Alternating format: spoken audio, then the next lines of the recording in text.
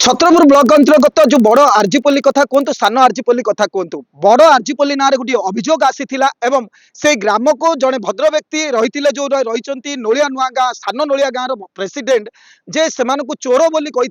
संबोधन करने पर बड़ गाँ लोक मान भितर गोटे सृष्टि होता जे अशांतिकर परिस्थिति सृष्टि होता कारण ये गत 7 तारिख में गोपालपुर निकट में 13 खंड गाँव को नहीं एक बैठक चलुला बेले एभली अपशब्द व्यवहार करते जो सान नोलिया नुआ गाँ रही सभापति जी रही सी चोर बोली बड़ गाँ को संबोधन करने सहित एभली कथा बहुत व्याघात देता बड़ आरजीपल्ली लोक मान तेणुक समस्त काम जो डंगा जो माछ धरवा कार्य को संपूर्ण भाव में बंद कर देते जहाँफल सान नोलिया गाँ उपर अस्थिरता देखा देता सान नोलिया गाँव बाद बद सृष्टि होता सान नोलिया गाँव संपूर्ण जो व्यवसाय करुले जो माछ मारी से पेट जीविका निर्वाह करुले संपूर्ण भाव में ठप हो जाता फल आज त्रिपाक्षी दो पाखे रही 4टी गाँ को लेकिन एक आलोचना कनक दुर्गा मंदिर निकट में टाकरिया ब्रह्मपुर निकट में एक बैठक होता से दृश्य मुझे देखी से मंदिर निकटर दृश्य एवं एमाने रही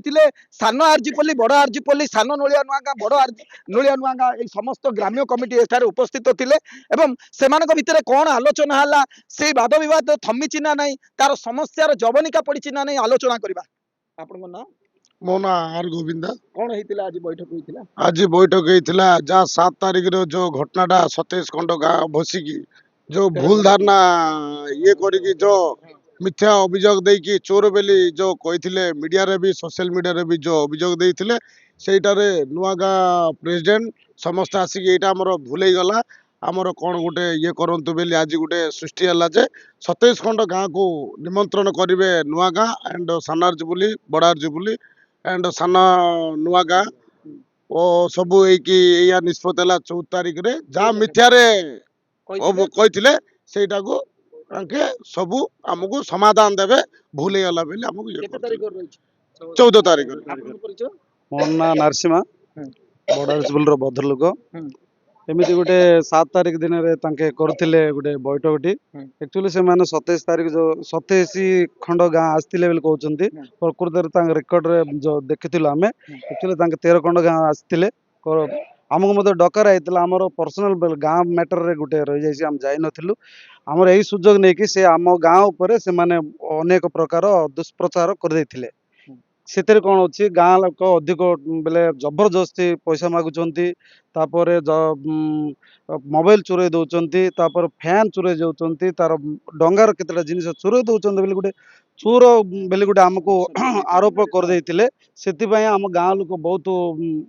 अनुताप कले बहुत दुख प्रकाश कले कहीं बेले एमतीकार गोटे नाटा आमको खराब कर गोटे ये करके लास्ट को आम से डाकिलु कहीं बाबू ये सब करूँ बेले गाँ मध्यम चिठी करके कनक दुर्गा मंदिर पाखे गोटे 4 खंड गाँ मिसी गोटे मीटिंग करूँ मीटिंग रे सब पचारूँ भाई ये जो कहते सतना मिछ आमर से आमर भूल स्वीकार करते मंदिर को सामने देवी सामने से बोले प्रकृत सत्य कहीदेला एक्चुअली मु भूल कहीदे से प्रेसर रे मुझे एक्चुअली मुझे सब जान नी मत क्षमा कर एमती जो हबनी ए से 13 खंड गाँ आसते एबे से 13 खंड गाँ सामने मुझे प्रस्तुत अच्छी से आम पुणी 14 तारिख रे बड़पुटी पाखे आम गोटे ये मुना सिया चनंद आरजीपल्ली भद्र व्यक्ति ए जो चूर बाबद गोटे बहुत आमर निंदाटा बहुत दुखर कथा मात्र से लुकटा आमर आरजीपल्ली पंचायत आज की गोटे जाति स्टार्ट एबाटू यही प्रकार केबे हेई नतिला मात्र से लुकटा तांको गाँव रे गोटे 4-5टा बोट भी नहीं आम गाँ का आसी बटी आदाय करने गोटे मीटिंग टी संग्रह कला 27 खंड गाँ कहले सीना 27 खंड गाँ ना 10 खंड गाँ लोक अच्छा किसी लोक को ता निज अनुसार सिलेक्शन कला से अनुसार गोटे क्रिएशन कला जमीक आरजीपल्ली लोक यही प्रकार मु कहीदेवी ताले मोर से अनुसार मत बटी आदाय हम ये कर गोटे कारण कौन है आमर जो गाँव जो यात्रा समय आम जो महाप्रभु जो पैसा आम आदाय करूँ से आम कर से जाक किसी मास आज बैठक विषय मत से विषय नहीं आम बसुलु मात्र जो नलिया नुआ गाँव प्रेसिडेंट से मु जमीते कहली से अनुसार कहले जो अनुसार बैठक अरेंज कर भी जानी नथिलु से गलापर कहते ए अनुसार टीका କୁହନ୍ତୁ ଆମର ଯୋଉ ସେଠି ଏଇଟେ ସେଇଟେ ଚୋରି ହଉଛି ମାତ୍ର ସେଇଟା ଗୋଟେ ଜାଟିରେ ପ୍ରାୟ ଗୋଟେ 20